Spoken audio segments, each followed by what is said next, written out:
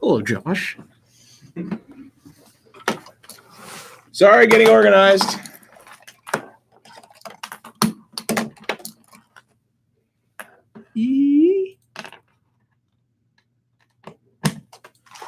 All right. All right, Red. Oh. All right. Yeah. Check. Can you hear me? Oh. I don't hear you in mine. Is this going well? Crap.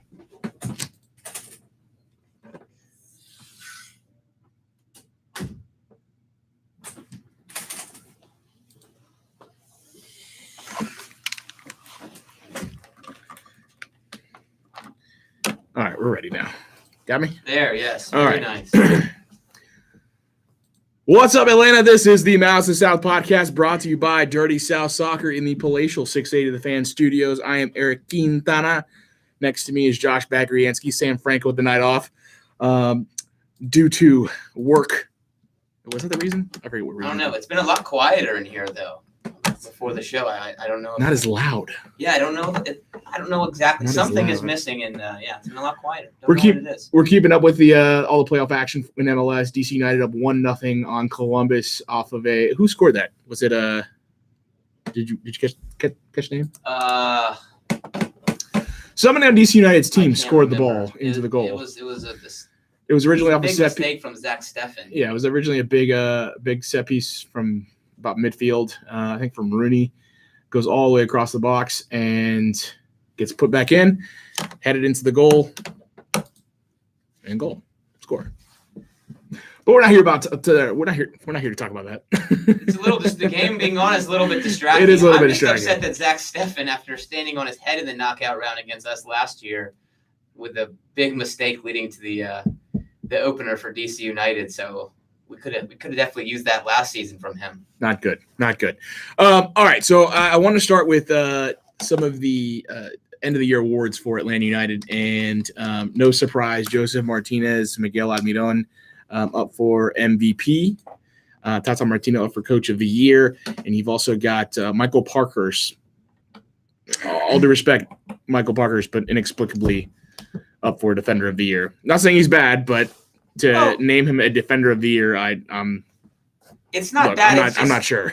I think what's happened here basically is it's not. I don't even think that Parkhurst is undeserving. It's that basically when you select this, you look at the top defenses statistically and you pick one of the two center backs. I think that's basically the formula. And we've seen, obviously, Atlanta United were one of the top teams in the league in terms of goals against.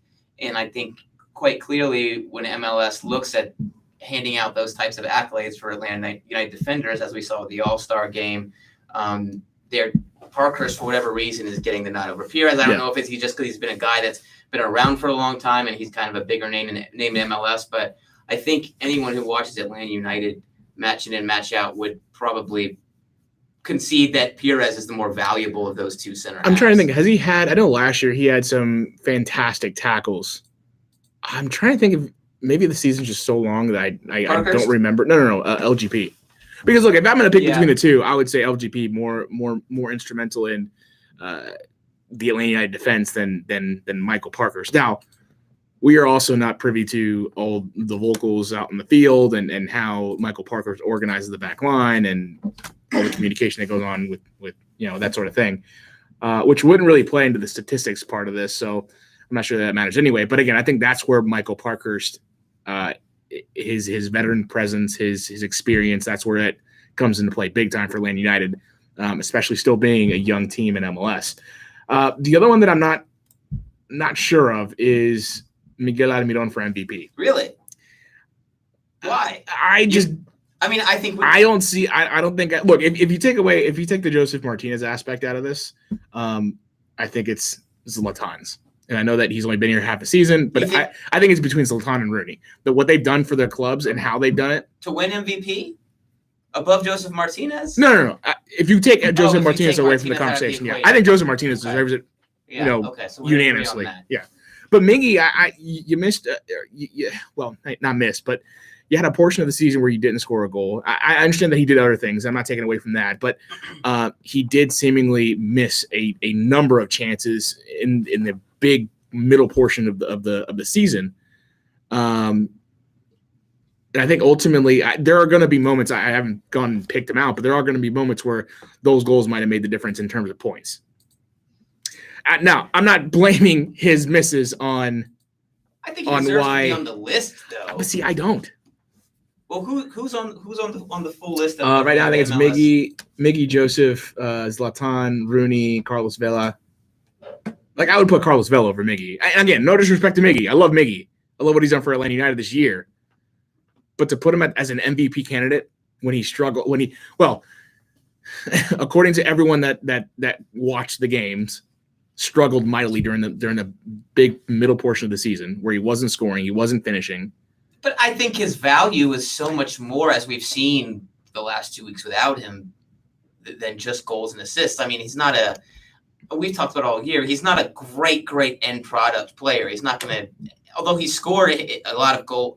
If you look at the numbers, scored quite a few goals and assists, but they have, particularly the goals kind of come in bunches. You've had a few from the spot. But I think his value is so much more. I think it's much more about his work rate and his intensity is the driving force between the success that Atlanta United's had. So when you look at how good Atlanta United have been and how they've transformed the league and that his play and his style of play is a big part of it, I think he at least deserves to be on the list. I would probably put all those guys above him except maybe Rooney. See, to me, even, and I know I mentioned it before, but Zlatan is even a little meh because he's missed half the season. And they missed the playoffs, which is huge. Yeah, I think the appeal of having Zlatan on the list is the kinds of goals he scores, the moments he's had in MLS, and that to some people would constitute an MVP. But if you take Almiron away from Atlanta United, I think Atlanta United survives. I don't think they have the season they have, but I think Atlanta United survives. They find a way to make the playoffs. You take Joseph Martinez away from this team is crap. If you don't have a replacement for him, yeah. Looking at the roster, you would have to go sign someone else. I mean, it's difficult. You're looking at with just off the bench. You're looking at replacing with Romario Williams with a mix of Tito up top, and now you're playing Barco full time again. It's not the same. You're fundamentally changing what this team does. Most teams don't carry two out-and-out goals. There's really only place for one Joseph Martinez. But so we agree, though, Joseph is absolutely he should be MVP. The unanimous. Why it's a discussion, I have no idea. Some really superficial, artificial conversation about the MVP quote unquote race. There should be no doubt. I mean, I don't. If you break a record like most goals scored in a season, at the rate you were scoring goals, in the way you were scoring goals, I'm with you. I don't think it's a discussion. With Joseph Martinez, the arguments being made for a Rooney or a Zlatan, and I understand why those guys are so valuable, but you had people making that same, he just played a half season last year argument made against Joseph Martinez with respect to the MVP, where when you looked at the results with and without that Atlanta United had with and without him, you could really see how valuable a player he was. And all of us, but the knock on him was he missed 2 months because of injury. Now you have Wayne Rooney and Zlatan Ibrahimovic don't come over till this summer, and somehow those guys, I don't understand the double standard why those guys are part of the conversation. Again, it's the name, it's the moments they've had. It's the ball that Rooney plays to Acosta, that's going to be goal of the year, for sure. It's what they've done for the team. No one can argue that DC United is definitely not worse. And you would say that bringing Rooney to DC United has been the game changer for their season. Yeah. That was the turning point. So we agree, Joseph. I'm interested. Who's your number two? Who's again? So my number, runner up for you. It's probably Rooney. Me too. Yeah. Zlatan, very close third because he did score a crazy number of goals in half a season. Personally, I put Vela over Zlatan because the team made the playoffs, but those two. But see, I don't look at it because I think you can have. I don't know. You put LeBron on the Hawks and they still end up last in the NBA. I still could give LeBron the MVP. I could justify that. Because they just missed the playoffs, you mean? No, even if they're the worst team in the league. They finished because he would still put up the numbers that he needs to put up to have an MVP type season. It's everyone else. And imagine how worse they would be if they didn't have LeBron. Yeah. So this is the case. This is how I kind of measure it with Rooney. Imagine how worse DC United would be. Imagine how worse LA Galaxy would be without the two big names that they went out and got. Now, you're right. Half a season, I don't think it's enough. Right. It's just funny to me that why this is a conversation. I don't know. I think it's just something. Clicks. Yeah, I think it's just something to talk about amongst the days that you can't talk about actual soccer. If Joseph doesn't win this by a large margin, I think you really have to. It should be unanimous. Ask questions it about should the be credibility unanimous of the voting process. I'm trying to think. I had a chance to vote last year, and I forget whether my votes were going to be private or public. Oh, really? I think. Who did you vote for? I think I voted for. No, I voted for. I don't even remember. I think it was Mickey. For Almiron for MVP. Okay. Yeah. And Valerio. No. It was Joseph. It was Joseph. My bad. Yeah, Joseph. For Joseph last year. Yeah, no, definitely Joseph. Mm-hmm. I forget who else I voted for. I think I ended up going down a list. Gressel Rookie of the Year. Yeah, Gressel Rookie of the Year. I think for most of them I did the Atlanta United player, unless it was just incredibly obvious. Mm-hmm. Like a LGP, I did Defender of the Year last year. I don't get those voting rights this year, so yeah, because you're part of the massive Atlanta United bias that got Tata Martino voted best dressed. I didn't do that. I didn't do that one. Tata Martino named Coach of the Year, or named a finalist for Coach of the Year, along with Bob Bradley, Peter Vermees. What do you think about that one? I think I'm giving this one to Bob Bradley. I think it would, for me, Tata is number 3. And I think Tata Martino is best manager in MLS, but we're just talking about manager of the year for this season. I think it goes to one of the other two. I think just because it was always going to be a little more difficult for Bob Bradley in season number 1, and they had a lot of similar growing pains that Tata Martino had with Atlanta United last year. They've struggled to beat teams in the playoffs. They've had really kind of streaky runs of form, so he's had to kind of deal with those expansion problems. And then Peter Vermees, that's a team. If you look at them since 2011, I think it is, they have the highest goal differential and expected goals of any team in the league by like 20 or 30 goals. So it's so impressive what he's done there. And then to lose a player like Dom Dwyer last year and not really replace him with a true number 9, they've had to get goals from all over, and he's had to kind of even change his system a little bit this season to accommodate that. And so for me, it's a tough one, but it's not Tata Martino. I think it's one of those other two, because I think they've had more kind of built-in problems to deal with this season. I think LAFC, the way they built – and look, here's the thing. I'm not just including – with LAFC, with Bob Bradley, I'm not just including what they've done on the field, but I'm including the things they've done off the field, heading into the season, the acquisitions they've made. All that to me is kind of packaged under this Bob Bradley. And I don't know if that's fair, because that's not necessarily the case for Tata Martino or Peter Vermees, but he should get a lot of the same credit that Tata Martino did get of establishing a culture immediately, and it's good for obviously the league as a whole. So, okay, you convinced me. I'll go with Bradley for Coach of the Year as well. The one that I thought was strange, Zlatan, a finalist for MLS Comeback Player of the Year. I'm not sure what he came back from. There are some of these awards they have built in. Or what adversity. Maybe it was the adversity coming to he's MLS. Coming off a knee injury. Okay, well. But that's bizarre. I don't know. There are all these weird awards they have that I think go off of NBA, NFL, where the same players stay in the same league every year. Yeah. So I all right, Zlatan, you're Comeback Player of the Year. Cool. He would say he was never gone. I'm sure he'll have some sarcastic. Do you think he cares about that? Can you imagine? Comeback Player of the Year. Like all the awards he's won, MLS Comeback Player of the Year. And he accepts this one?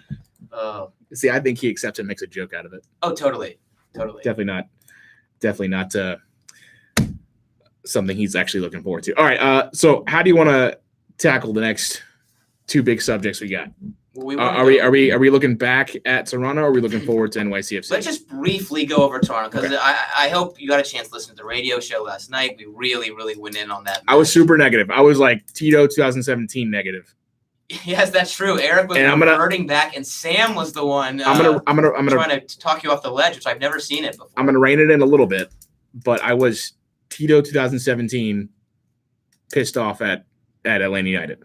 Well, just the performance was surprising. I mean, you got a team that I never would have thought I never would have thought our intensity level would have been matched and surpassed by Toronto in that match. When you consider what was on the line for Atlanta United, that Toronto was playing for pride, maybe wanted to play spoiler somewhat.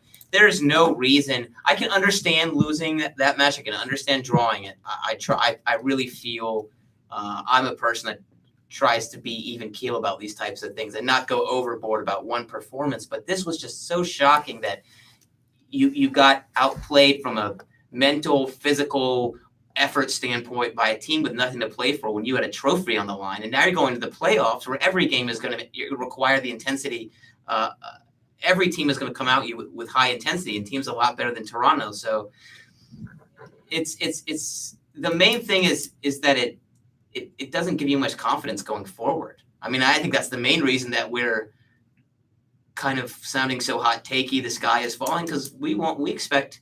And I think everyone realistically expects Atlanta United to be a contender to win MLS Cup. But if that's the type of performance you put in a game that was essentially a playoff match, was essentially a final, it's hard to really have high hopes that you're going to be able to get all the way through the playoffs unscathed, where you're going to face similar situations against much better teams over and over again. I could have taken a loss, like a 2-1 loss, 2-3 loss. Toronto scores a goal at the end. I can live with that. As long as the performance meets the expectations of a team playing for its first trophy, trying to keep hold of that trophy that it already does have, trying to maintain that record, trying to get a home field advantage throughout the playoffs, trying to do these things that great teams do throughout the course of a season, and to have this fantastic season all lead up to this last match that ends so horribly. And there is no other way to describe it. It was awful. Tata himself, I think, shares the same. I think without actually having, if you were he would have been me on the podcast yesterday or on the radio show. Well, his quotes after the game. I mean, I've never heard him lay into the team as much as he did after. Tata Martino on the performance. I didn't find a team with the defiance to turn the rhythm of the game, even though in the second half we tried a little more. Because furthermore, I saw a team that had lost all the football that we'd played up until 2 or 3 weeks ago, and that's the most important thing. Today we have to recover. That if we want to have a chance in the playoff. I'm reading word for word. I don't. Sorry, it didn't make sense to me either. It made sense. But no, here's the thing though. I've been speaking about how the last month or so this team has felt off. Going back to the San Jose loss. The San Jose win. Even though it's a win, you can't look at that game and be proud of the performance, because you can be proud of comeback. Sure, I'm proud of that comeback. As a player, I'd be proud of that comeback. But you look at that game after the fact and you're like, wow, we sucked. Well, at the time, it was like, oh, well, that's the worst game we've played all year and we got to win. Things can only get better from here. But it was actually in some ways a sign of things to come. I think especially away from home, when you consider what had happened when you go to New York Red Bulls and when you go to Toronto. My message today, this is Tata again, to them wasn't comfortable, not at halftime or after the game. What we have to talk about for next week will start on Tuesday. Today, the reality is that we should have had a different type of performance. I think we betrayed ourselves because indefinitely it's what we're talking about.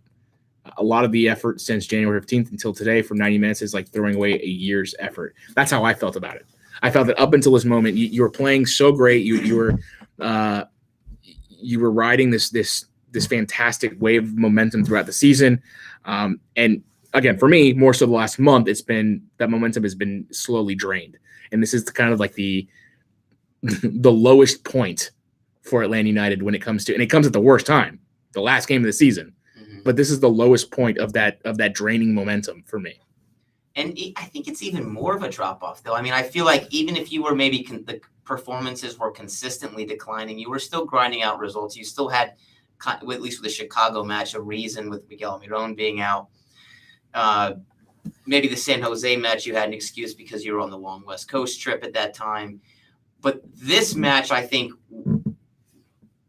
was more of a drop-off than we'd expect. Maybe we'd seen a steady decline in performances somewhat, but this was a rapid drop-off where I think the team just fell off a cliff as far as performance, and really were surprised, I think, by Toronto's play and intensity. And, it's just one of those, I mean, Tata said this later in his quotes. I mean, he said, we've got to find a way to shake this off. But you can understand when you read his quotes how difficult it is going to be to shake off that result. And like we said, Eric, that's the real worry, is not just that the Shield is gone, but the way that you lost the Shield makes you think twice about MLS Cup. And that's not something I would have thought was going to happen this time last week, no matter what actually was going to happen in that Toronto game. But the nature of the performance, the lack of defensive execution, not responding to going down a goal, and then you give up the second goal soon after. Second half, you come back, you make it 2-1. You give a tough goal to go down 3-1. You give up a fourth goal soon after. So you see just a lot of bad signs in that match that just can't continue into the playoffs against better teams. Because even if you play a bad 20, 25 minutes like Atlanta United did to open the match against Toronto, if you do that in New York, it might be. I mean, it's definitely going to be 2-0 after 25 minutes. It might be 3-4-0 at halftime, and that's it for you. If it's 4-1 in New York coming back to Atlanta, you might see an empty Mercedes-Benz Stadium. Well, not completely empty. People are going to still be there. Interesting, wouldn't it? But you're not going to see as many. Certainly not as energized. Who's going to spend money on a game that is probably not going to go your way? You probably get a lot of people don't show up. Yeah. I mean, and of course. So let's before we move to New York, we were so negative about the team yesterday. And I think on the radio, as I said, you can listen to us every Wednesday, 7:00 on Atlanta Sports X Live, Atlanta's only soccer-specific radio show. Yeah. I think we were just also surprised that we maybe went a little overboard with our negativity, saying that Atlanta United, after that performance and the things that went awry, need to go to NYCFC and just park the bus and hope for a 0-0 or something like that. I still think when you look up and down the roster for Atlanta United and that Miguel Miron appears to be back healthy, training at full speed, I still think you have to be optimistic in some ways. I think we maybe overstated a little bit the position Atlanta United is in. To me, the optimistic part of it is that there's two legs to this thing. Yeah. That to me is the optimistic part. You're going to get Miggy back. He's going to make a difference. You mentioned this in a piece you wrote for Dirty South Soccer, but the overall seemingly theme of this match against Toronto is Atlanta United and Tata Martino's failure to adjust. Mm-hmm. And it looked like Atlanta United was surprised the fact that Toronto was going to press as high and as aggressively as they were, and Atlanta United didn't really know how to respond to that. You look at how the errant pass from Lorenowitz. That's not you don't see that very often. You see how out of position Remedi, Lorenowitz, McCann are on the second goal. Yeah, that's not something you see very often. And it seems as though, again, taken by surprise by what Toronto was giving them, and there was no working out of that for Tata Martino. It was just business as usual. Let's try to fight our way out of this. And see, in the playoffs, that's not practical to me. And that's the interesting thing. In two legs, that's not practical to me, because you're going to New York. A 2-1 loss is still a decent result. Yeah, a 1-1 draw is still a decent result, but you gotta fight for that 1-1 draw, that 2-1 loss. You don't want to lose, but you know what I'm saying. If you're gonna lose, 2-1's not bad. Yeah. And if you see the type of fight you saw in Toronto, it's not going to be 2-1. It's going to be worse. I think I don't know if it's coaching though. With specifically with the adjustment that wasn't made in Toronto, and basically, like Eric said, thank you for plugging my story. I appreciate that on Dirty South Soccer. But basically, the big takeaway from this game tactically, in terms of why did Atlanta United look so flat when they came out, was that they didn't expect Toronto FC to come out in high press and attack. And then Toronto had nothing to lose. And to be fair, I think we sat here last week and we expected Toronto to bunker and Atlanta United to have to kind of deal with the counterattack. So I don't blame Atlanta United or Tata Martino for being surprised, but I blame them for not adjusting, because it was very clear within 5-10 minutes what Toronto was going to do. And if you look throughout the half, you'll see the same instances of the same things happening over and over again. And they kind of fixed it in the second half. But again, in the playoffs, you can't have a bad 20, 25 minutes. You can't have a bad 45 minutes. And you certainly can't have a bad 45 minutes because not so much because you're being outplayed, but because you're failing to adjust tactically to what the other team is doing.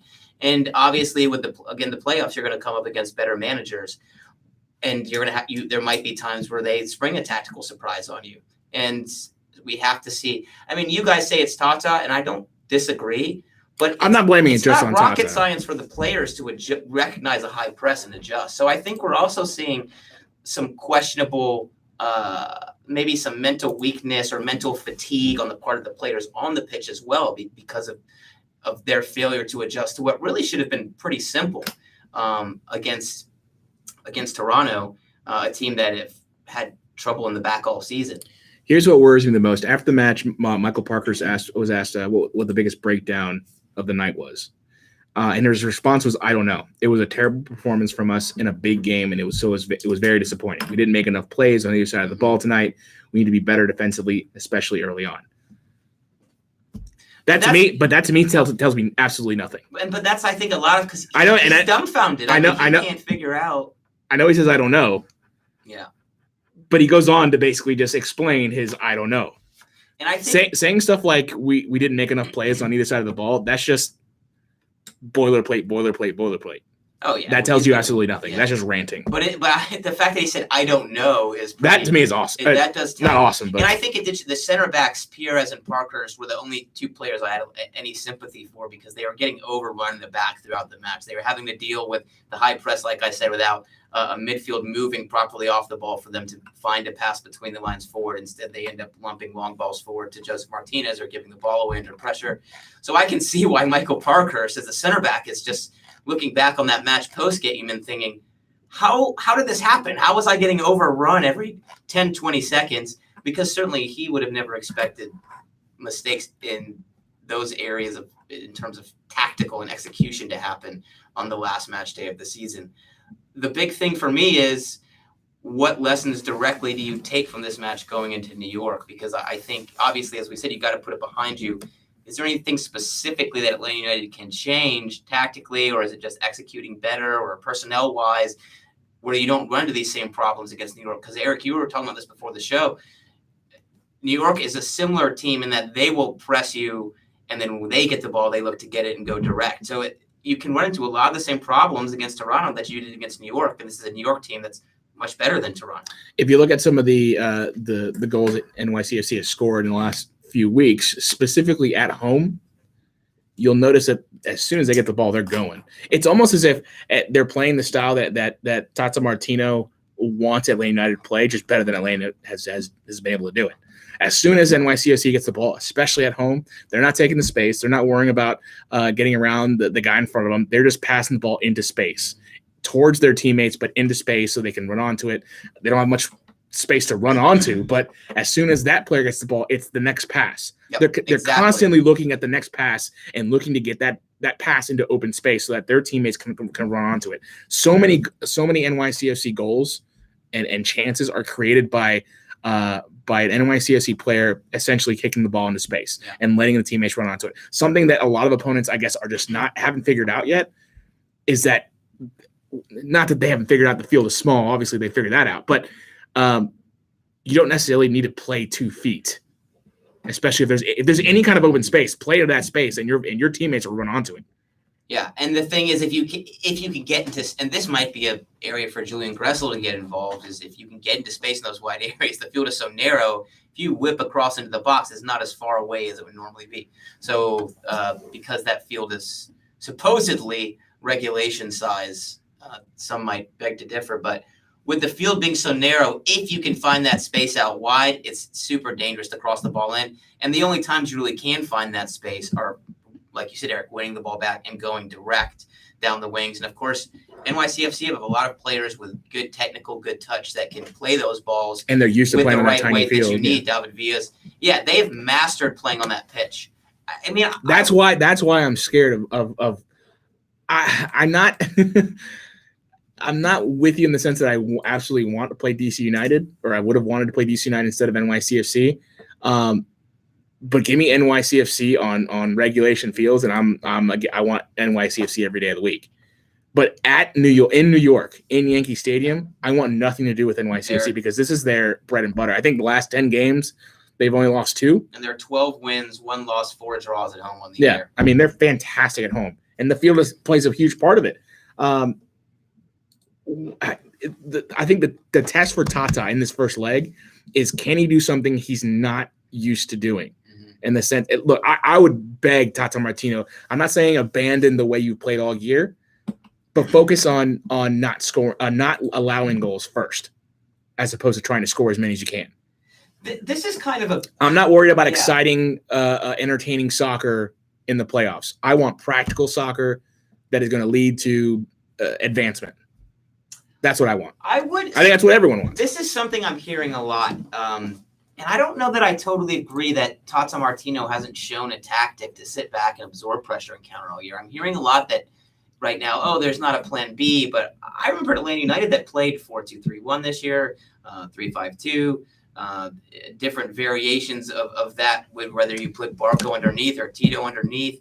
So I think absolutely Atlanta United has already this season played in a way where you do concede possession, most likely in the 3-5-2, and then look to get forward quickly and direct. So I disagree. I disagree that we're going to have to see something we haven't seen before this season. I think we know that the 3-5-2 is your most solid defensive formation, and it's when we have seen Atlanta United sit back, soak up pressure within the past and counter. We've seen the difference between the 3-5-2 and the 4-2-3-1, and how Atlanta United seems to be more possessing in 4-3-2-1 or 4-2-3-1.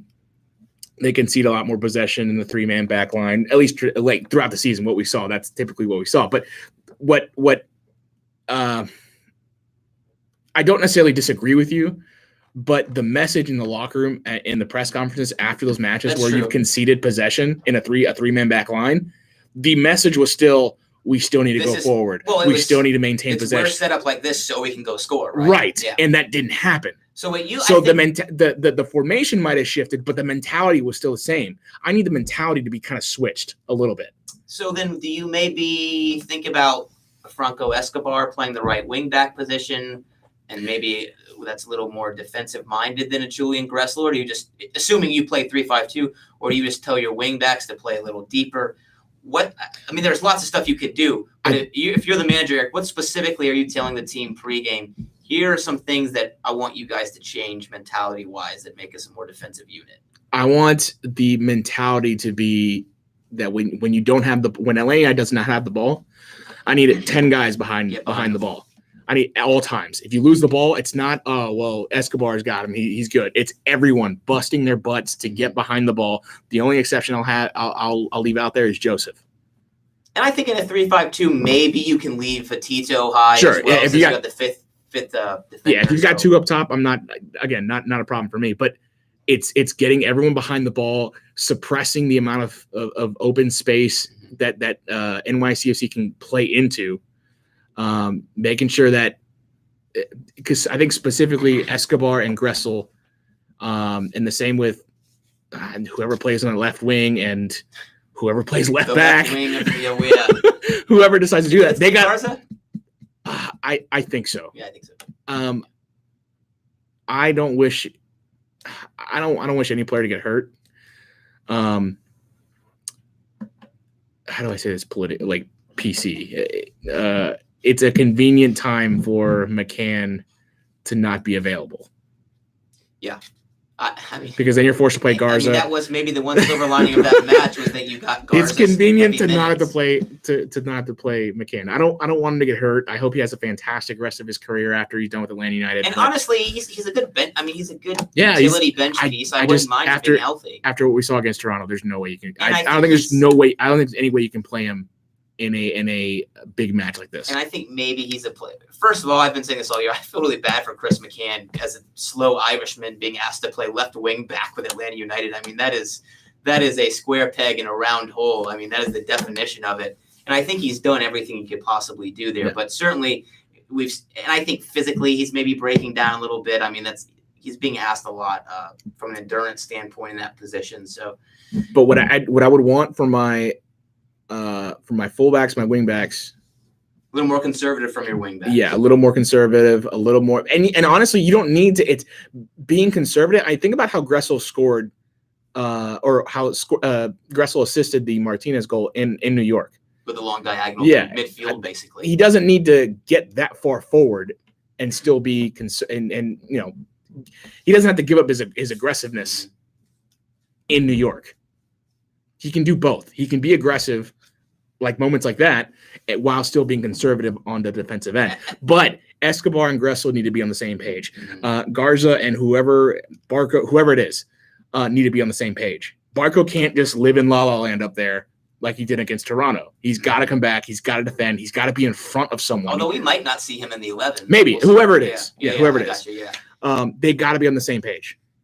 Whoever, you can't have, like in Toronto, against Toronto, you can't have Vermetti and Lorenowitz essentially occupying the same space. You can't do that because you're going to open up a hole in the middle of the field for somebody to get a rocket into the goal, into the Guzan. And I think that's going to be big because I'll tell you one thing I would do. You mentioned Vermetti and Lorenowitz in terms of we're talking about how do you come out with a more defensive mentality.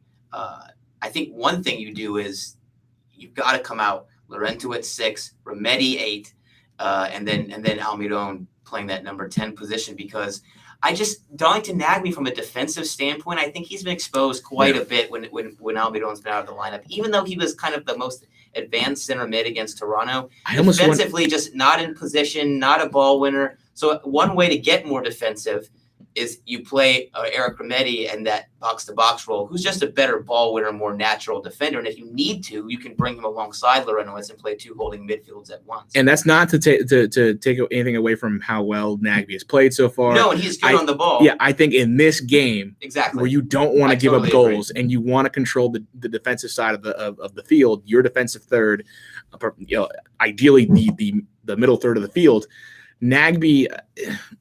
He offers you things, but it's not as important as what you need when it comes to Atlanta United and their defensive work.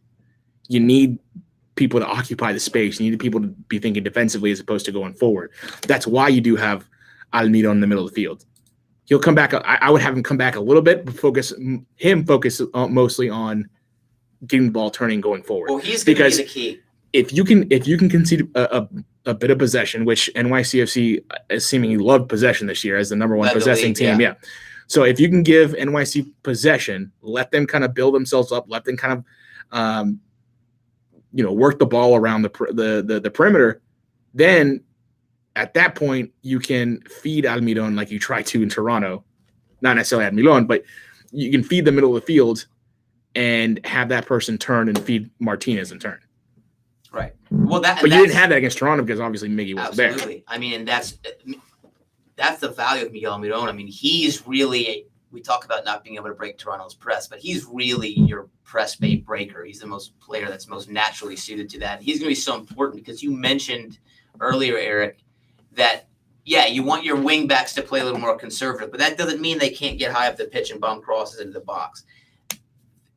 Same even with your number 8. I mean, Vermetti, you want him to get forward when you can. Those players only get forward effectively when Miguel Almiron is effectively transitioning the defense into attack. So we're going to see if Atlanta United come out, concede possession like we're talking about, as far as Atlanta United effectively being able to threaten from a goal-scoring standpoint, Almiron's ability, and a lot of it's going to have to do with how sharp he is right off the bat, but his ability to receive the ball from the back and then carry it to the front. If he can do that effectively, then your wingbacks are able to get high. Your Joseph Martinez is able to get into position to get it behind.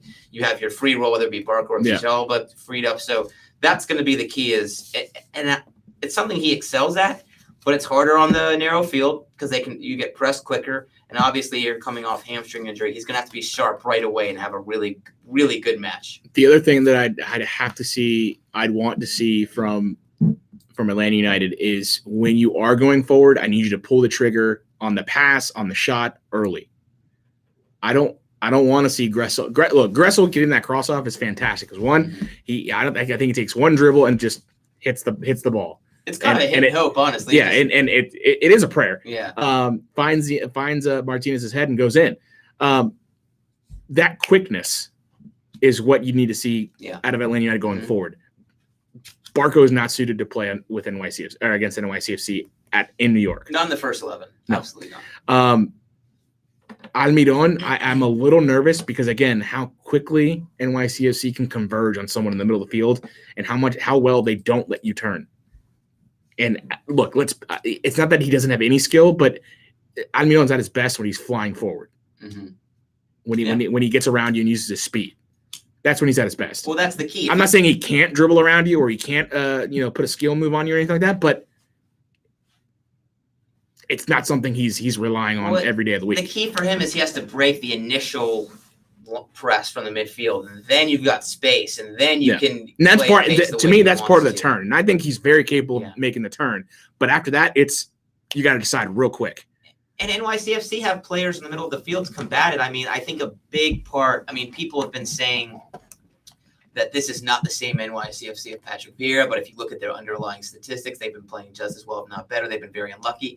But as far as personnel-wise, getting Yangel Herrera back, I mean, is absolutely huge. And you partner with him and Alexander Ring in front of the back four as the two holding midfielders. You have two players that are first of all, perfect pairing. Ring is a player that sits in front of the back four and cleans up, and Herrera, kind of your box-to-box type. That's a perfect two players to kind of track Miguel Almiron through the center of midfield. Having a player in Herrera who we might see just stick to Miguel Almiron in the middle of the park, and then a player in Ring who can kind of sit back should he beat that kind of initial pressure.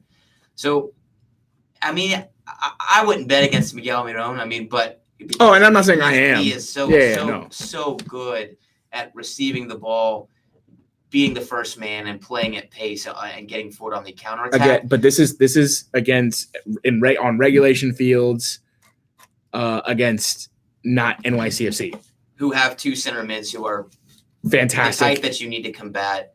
But and they don't have to cover as much space. The wild card is this with Herrera in particular. He had missed 5 months with a knee injury. He's come back and played 2 or 3 matches. So he's played more in the last week than he's played in the last 3-4 months. And now he's coming off short rest from the Philadelphia game. So maybe he's a little bit gassed and you can take advantage there. I think that might be a little wild card to look for in that Herrera with the knee injury missed so much time and then was inserted right back into the lineup. And now suddenly he's had to play 3 matches in the space of a week. So maybe you can expose them in that area. But all these things we're bringing up are the reason that, me personally, this is the team I was not trying to play, was New York, because of the matchup issue in the middle of the field. And just because Atlanta United, when they went to New York this season, and I know people are saying, we got the point, we went ugly. You got outshot 25-5. You got outnumbered in corners 13-1. You got outpossessed 60+% to 40%. I mean, you got bossed around in that game like you haven't really in the history of the franchise. I think you put that draw and the Toronto loss next to each other in back-to-back weeks. I think you're saying that the NYCFC draw is the worst game that Atlanta United's ever played. Yeah, that was. I mean, it was horrific. But that being, it wasn't a surprising because you're playing a good opponent. Yeah. And I didn't see.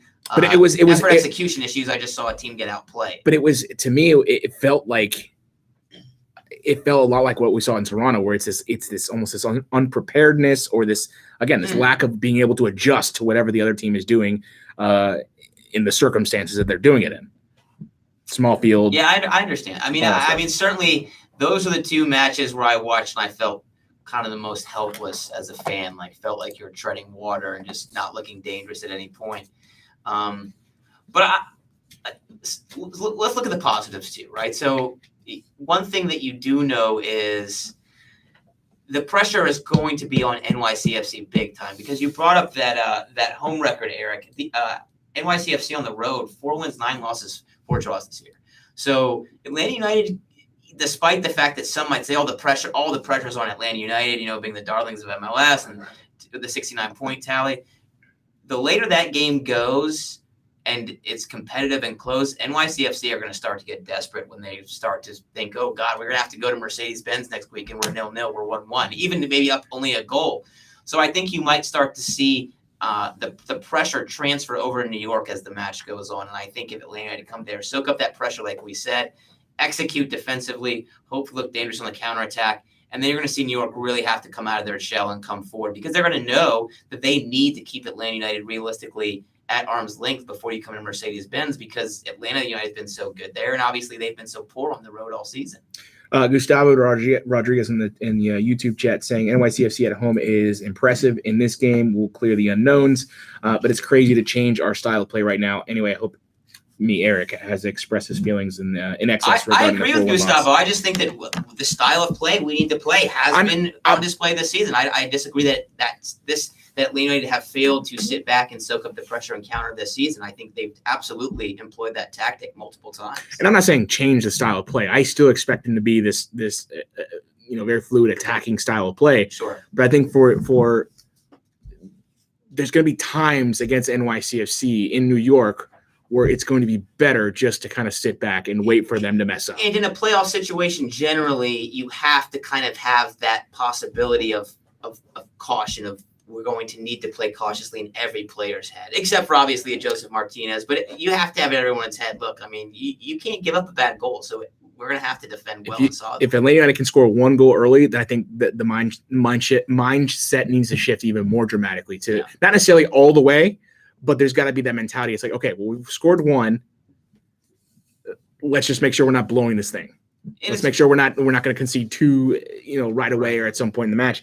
Again, I'm not saying give up on attacking, because look, this team, regardless of what it does, whether it wants to sit back and absorb pressure or wants to fly up the wings and attack like there's no tomorrow, this team is still fantastic in either way, in either setting. Again, you want to see Atlanta United sit back and bunker, fine. Then there's going to be Almirón in the middle of the field who's going to receive the ball, turn, and feed Martinez or Tito or Barco, or whoever it ends up being. That is part of their style of play. I just want them to focus more on that aspect of it for this specific leg, this specific game. I think good managers know when to kind of change things, not necessarily change things up, but just adjust. Well, you tweak players' roles a little bit. Right, and that's what we didn't see against Toronto. That's what we haven't seen seemingly in the last few weeks when it comes to how these teams are approaching Atlanta United.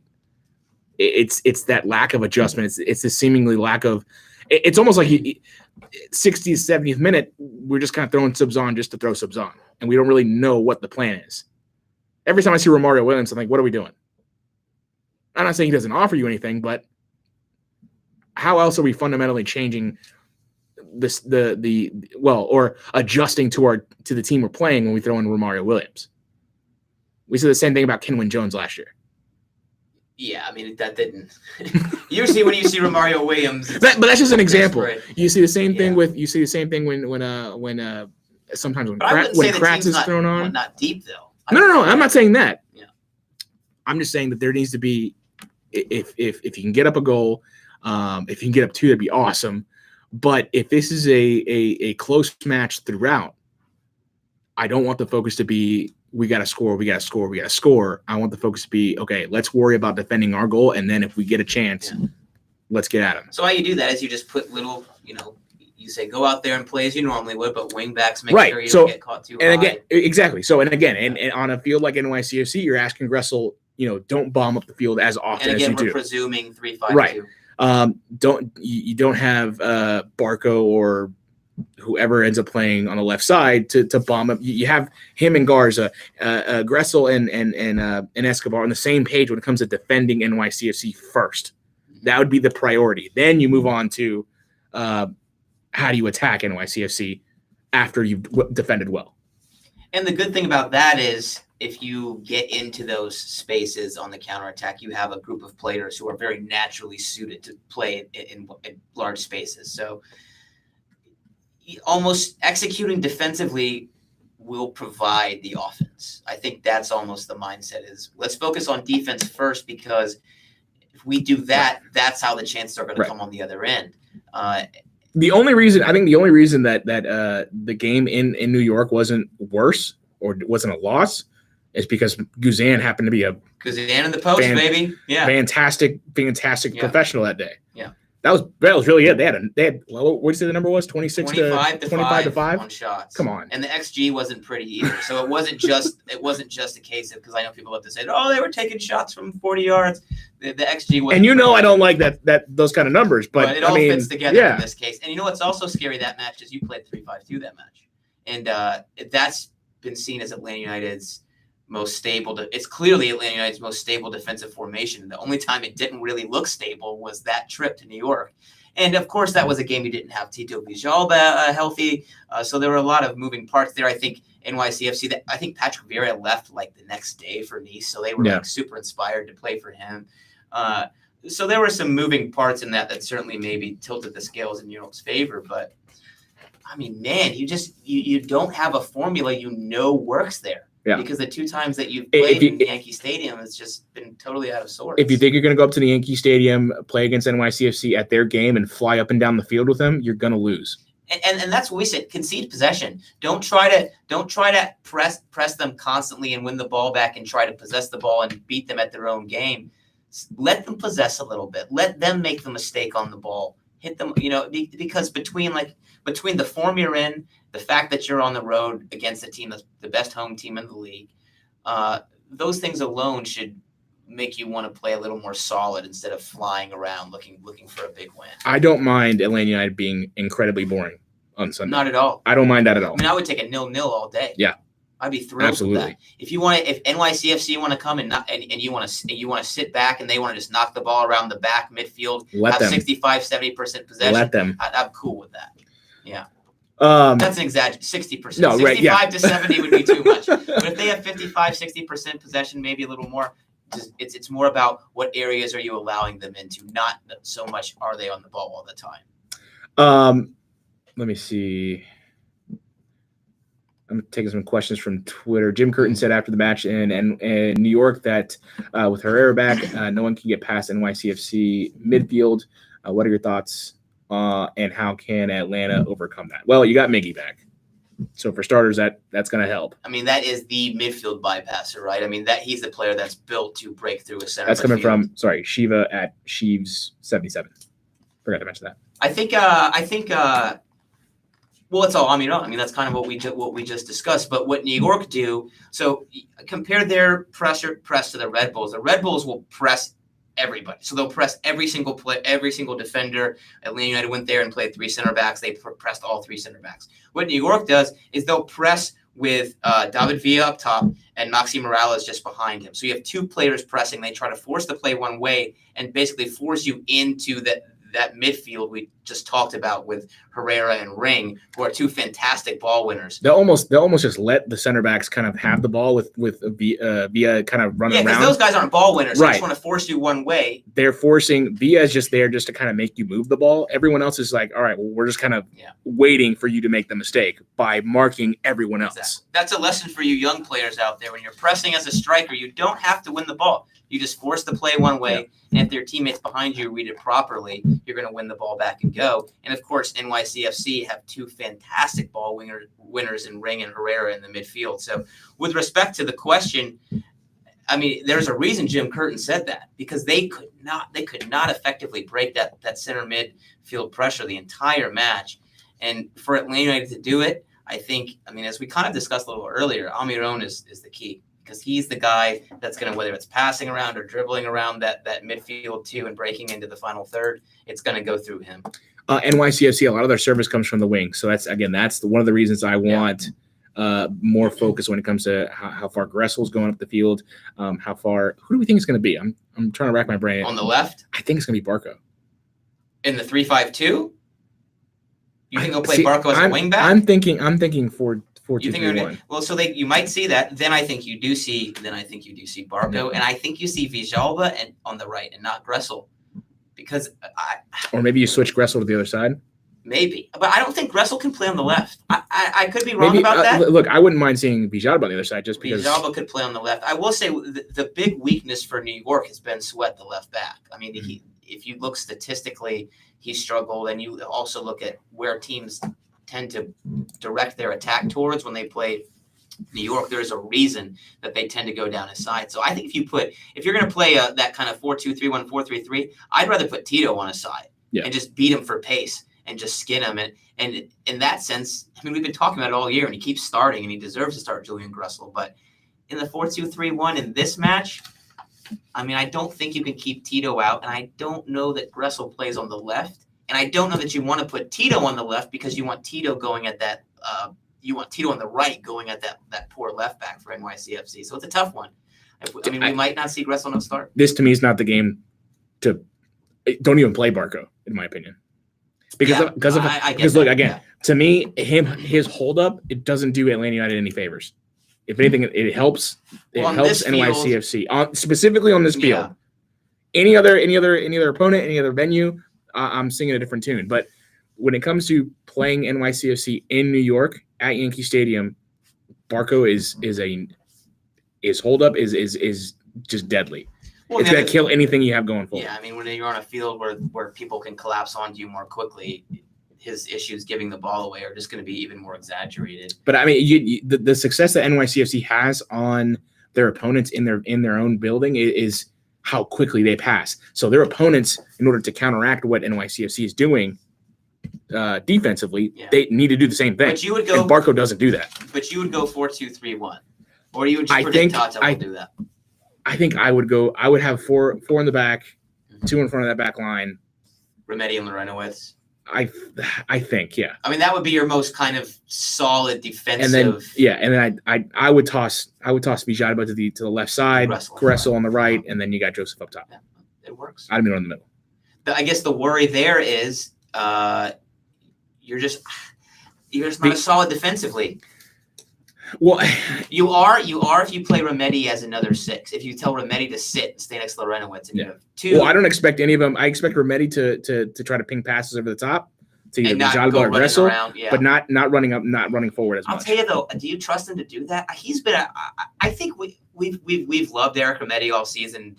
I think he's really shown some indiscipline over the last few weeks positionally, where he gets too obsessed with running after the ball, trying to win the ball back, and he leaves a big space behind him. See, I'm fine with that if Lorenowitz is in a position to essentially cover him, which didn't happen in Toronto. If you want to play a little more defensively, I think you tell him to play more. Obviously, you want him to play there. It's almost zonal marking at that point. Yeah, absolutely. And I think you would tell him kind of what you're saying for all the positions, Eric, is look, play the way you normally play, go win the ball, but at the same time, you need to realize that there are going to be times where maybe you're going to have to get out of your comfort zone and get back alongside Jeff Lorenowitz and play as if they're holding midfield instead of chasing the ball all over the place, trying to win the ball back, leaving a space in behind. Yeah. I think it's huge that he gets that part of his game down, because in theory, him and Lorenowitz should be such a great pairing for the exact reason you just mentioned, Eric. You got one player that's a little more athletic, can cover ground, one player that's solid, sound positionally, but that doesn't mean Eric Remedi can just go wild and go chasing the ball over the pitch. And I think we've seen that with him over the last few weeks, and it's really left Atlanta United to open. I think that's one of the things that's really made it look like Jeff Lorenowitz is so broken down physically, is because he's been put in situations that maybe he shouldn't be when you're the center mid is a player like Eric Remedi, who is a pretty good defensive player. I would if you haven't seen the highlights from the Toronto match, and I know they're hard to watch. They're really hard. But if you're looking to kind of see what we're seeing, look at the I think the first 2 goals and how kind of clumped up, 4 or 5 Atlanta United players get, and how Remedi and Lorenowitz on both of these are essentially covering the same space. They're running to cover essentially the same area, the same man. And you saw Remedi and Nagby do the same thing several times. What I think is going to happen is that Nagby is going to play. Almiron, I assume, is going to start. And I think Vijayba and Barco end up. So you go. I think this is what this is. Remedi, Nagby in the middle. Yes. And then you go. So then you would go Almiron wide, one of the wide positions. Wide with that fluidity to come in the middle, but he's going to be in the middle. So then Gressel does start on the bench then, because then you would go Tito, Almiron wings, Joseph up top, Gressel and Barco sit. Unless you want to play Gressel right back. Well, that's the thing. I don't know. It's gonna be. Look, I'm There's glad. a lot of decisions to make. Yeah, I'm glad I'm not in Tata's position. I think right now. we agree, and I'm sure. Again, I don't buy this. He doesn't have a plan B thing. I think we're going to see plan B, and I think he is telling the players the things that we're talking about. Just be a little more cautious. Be aware of what's behind you. It's not even necessarily a plan B. It's just like a modified plan A, I guess. It's a change of mentality. You don't. I mean, we know what shape it's going to be, but it's just okay. We're not going to force our tempo of the game. We're going to evaluate the tempo of the match and try to take advantage of it any way we can. So it's more of a mentality change than it is a pure tactical change or anything like that. Yeah. And you do that by starting, Laurentowicz and a Remedi instead of Laurentowicz and a Nagbe. You do that by telling your wingbacks or your fullbacks to not get caught high, things like that. And then you feel the game out and look to play on the counter. Let me ask you, Alexi Lawless has us winning MLS Cup. Really? United, that is. Alexi Lawless. How does that make you feel? More or less confident? Remember, he's a friend of the podcast. Been on several times. Don't insult the man. Yeah. So a little quick story for those of you who don't know, and I've told the story about Alexi Lawless. I think it was the first match, Atlanta United first preseason match against Chattanooga FC. FC. Yeah, that was Chattanooga. Yeah. Jason Smith. What's the title we gave him? Host emeritus or something like that? Host emeritus, yeah. Jason Smith, if you're new to the podcast, he was one of the original three, the three being myself, Sam, and again, Jason. Him and I were doing a post-game show live from the stadium. And at the time, we did a lot of live shows, and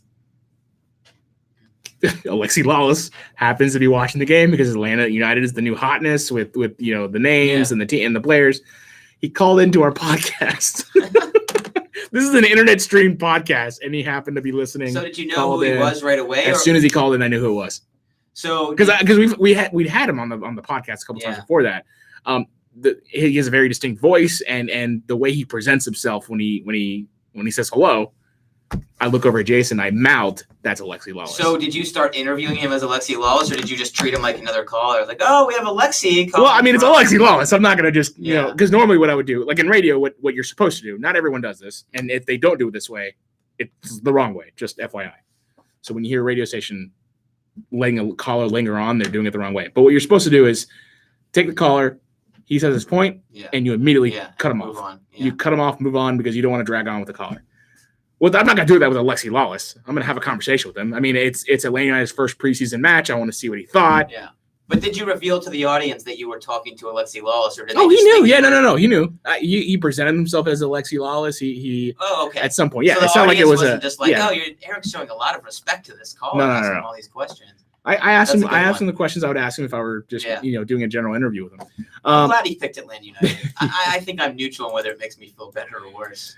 Funny, he's like the last pundit I'd expect to. I'm a fan of what Alexi Lawless does for the game. Like love him or hate him, he creates conversation. And he engages with the fans. Yeah, he engages with you. He creates conversation, and if nothing else, he keeps the conversation going. So keep that in mind when you're sending your hate tweets to him, because he's creating content with you just by having you hate tweet him. Save your hate tweets for someone like Thomas Rongen or something like that. Someone that's actually doing a detriment to U.S. soccer. The other thing I wanted to hit on before we kind of wrapped it up, Doug Robertson just tweeted out a couple minutes ago, and it's not. I think most of us who have followed soccer, especially from in Europe or across the world, we understand the two legs and aggregates and all that stuff. Well, Doug Robertson, not a fan of MLS playoff structure. This is what he tweets out. Really? Higher seed should get more of an advantage after knockout round. Just one game at home or a 3-game aggregate played in full series with 2 at home. A 3-game series. Here's the thing. How long do you want the playoffs to go? I was asking you because I'm asking you, having not done any research myself, and I'm sure it's out there. The 2 legs. How did that become a thing in soccer, in world soccer? Well, I would speculate because just on its face, you look at 2 legs and you're like, well, there could be ties in soccer. There's ties all the time. This doesn't seem like, on its face, you think probably doesn't make sense.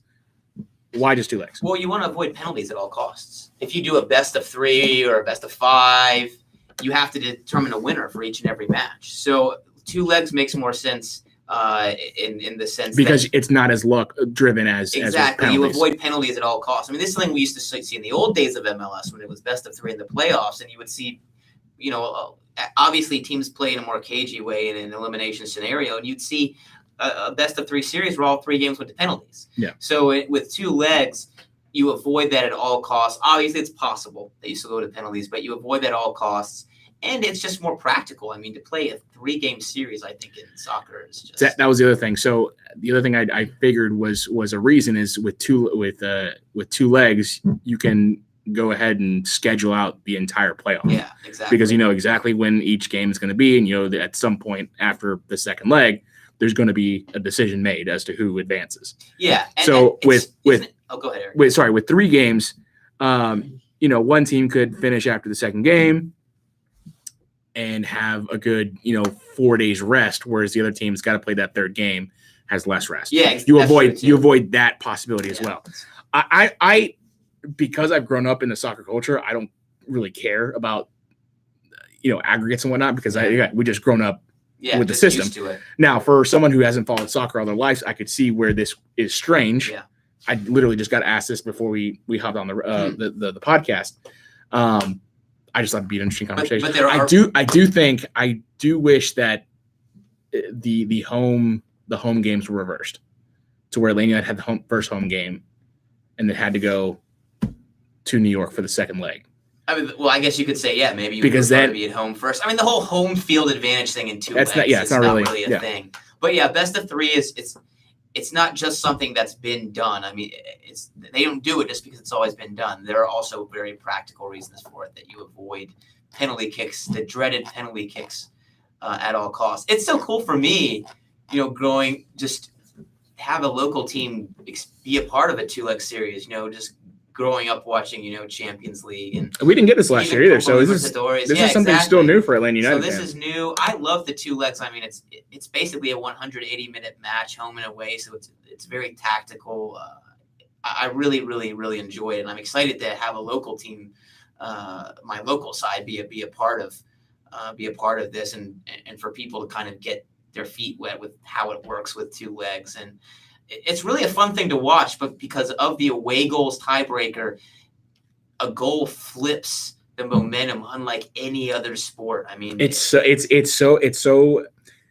uplifting or so devastating. Yeah, exactly. It's the highest of highs and the lowest of lows for whoever has to suffer either one. Exactly. Because you can be, you know, basically in a situation in the second leg where you need to score 1 goal and the other team scores and you got to score 3. That's why scoring 1 in NYCFC is vital. Massive. Is huge for Atlanta United, because especially if it's 1-0, if it's 1-1 even, that's fine. Because again, as long as you win at home, you advance. You don't want to go 2-2 because then obviously NYCFC would advance. But at least you know you have a better understanding of what you have to do to get through. Yeah, you get the away goal. It's huge. So getting the away goal is awesome. It's going to be interesting, man. It's going to be very, very interesting. This DC United match, DC Columbus is getting feisty. 1-1 in the 72nd minute for those of you who are on YouTube watching. And the vast majority of you who are listening tomorrow, this will not be pertinent information at all. But those of you listening on the podcast, apologies. What have you thought of the playoffs so far? What did you think of the 2 games last night? FC Dallas. Dallas falls apart again at the end of the season. FC Dallas and Portland, I thought Valerio was, oh my gosh. That free kick from Valeri. And the second finish I thought he had was just as impressive, where he curled it around Jesse Gonzalez in kind of a tough position. He was fantastic. I wasn't surprised at all to see Portland pull off the upset there. Didn't surprise me one bit. To be honest, I am a little bit happy for him, specifically for Valeri, I think. What was the other match? It was the NYCFC Philadelphia. And that was, I mean, that was to me, that was insane from the get-go. It's funny, it went almost the same way that the match between the two a week ago did. I mean, they played just a week ago in New York, basically to decide who was going to have. It was 3-0 the week before. And I think it was 3-0. Yeah. So New York basically just pasted them at home 2 weeks in a row. The attendance last night. For FC Dallas was so bad. Look, that's tough though, because on a weeknight on Halloween with 2 days notice.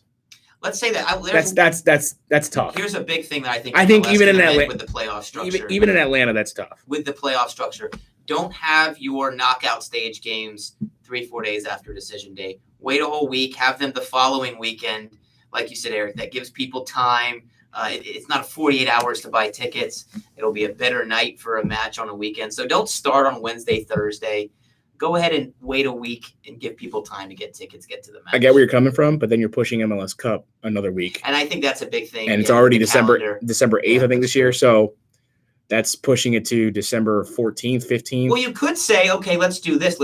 So we'll take a week break from decision day. We'll play the knockout game Sunday. We'll play the first leg on the following Wednesday, Thursday of the next week, and then you take up the same amount of time. But surely it was really not. And I know it was Halloween and all that, but that looks bad for the league. Yeah, all those empty seats and in Dallas, and it wasn't much better at Yankee Stadium either. So, pretty good crowd at Audi Field tonight, but definitely a little bit disappointing for the league to get that sort of attendance. Yeah, absolutely. All right.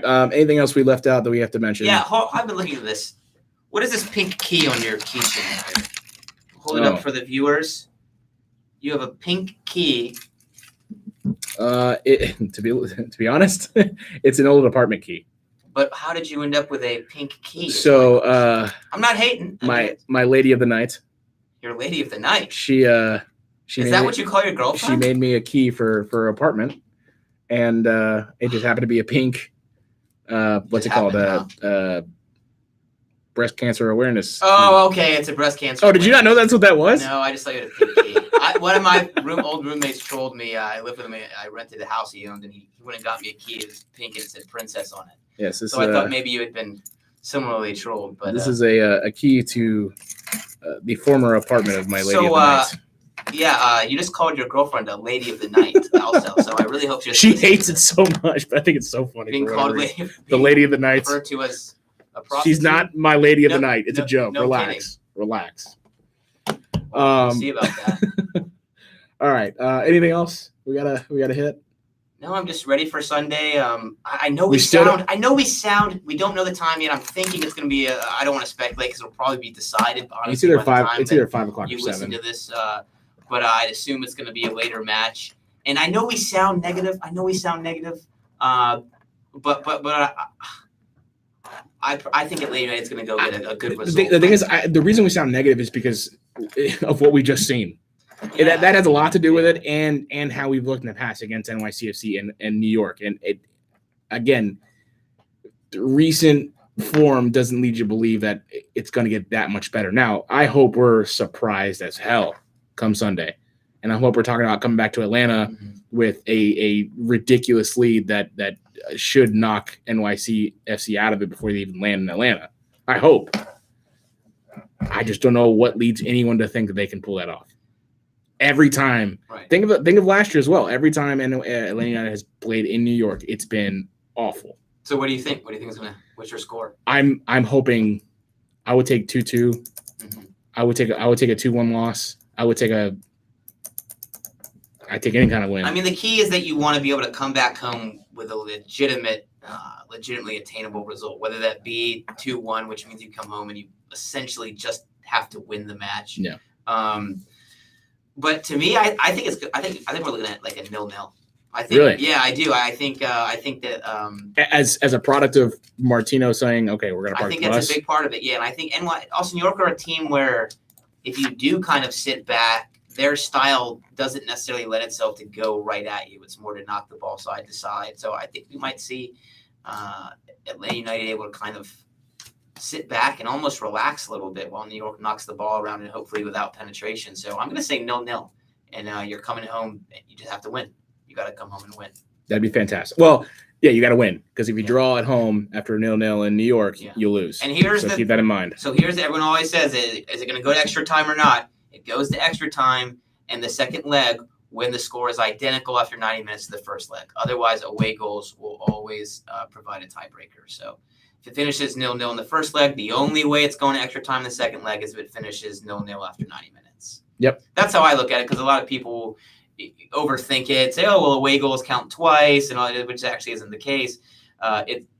Away, there is a tiebreaker unless the score is identical through the first 90 minutes of play.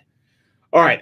Where can they find you on social media, Josh? You can find me at JoshB914 on Twitter. You can find me at Eric G. Quintana. You can find the podcast at MOTS Podcast. Make sure you're smashing the subscribe button on the YouTube. Usually live on Wednesday nights on YouTube. We did Thursday this week called Inaudible. What did I say? 1 million and I would eat poop? If we get 1 million subscribers. We're at 48. So got some work to do there, guys. I was trying to see if I could do a contest, and someone educated me by tweeting at the podcast. if there's a way I can see who our subscribers are. That way I can just start randomly pulling people and giving away prizes. Donate to the podcast. Speaking of prizes, patreon.com/MOTS podcast. Fantastic way to contribute to the show. I think we're trying to do some on location stuff for the playoff match on Sunday where that's TBD. So I don't want to give too many details because we're still yet to figure out if it's actually going to happen or not. Still working out on the final details on that one. Follow us on Facebook. Make sure you're following Dirty South Soccer for all the latest news and notes when it comes to Atlanta United, this playoff run, post-match, pre-match, how to watch, all that good stuff. Anything else? Good to go, man. Good show. Yeah. We're going to finish watching the last 10 minutes or so of Columbus DC United. And until next week, see you later, Atlanta.